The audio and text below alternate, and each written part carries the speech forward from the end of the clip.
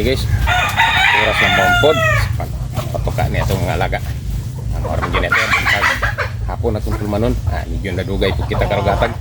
Trasado kita kay limpyo kita o dito sa gawas na limpyo po ta silinganan nato sa balay. Ato pong sisigan itong manukan nangandam tagtubig kudya nila. May medyo trasado dyan kita hatag kanila, pero karon ato na sila hatagan dahil sige na mag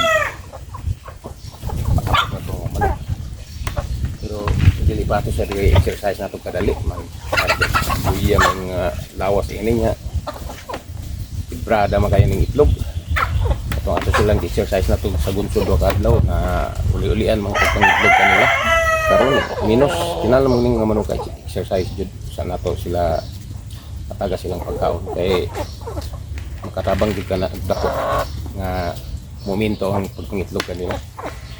Dali lah ato sang i-exercise nato padali pagpunuron ra nato.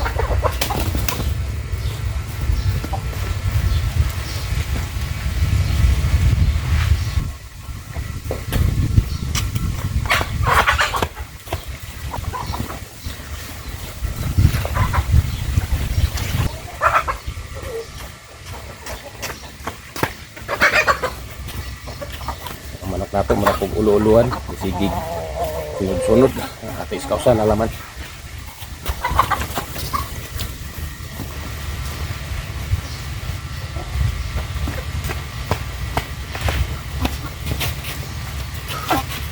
Kira pa na ito kalabihan guys kaya may stress pa nitong mga manok. Kadaot po nila ang sobra rapong guys kapoy patanon.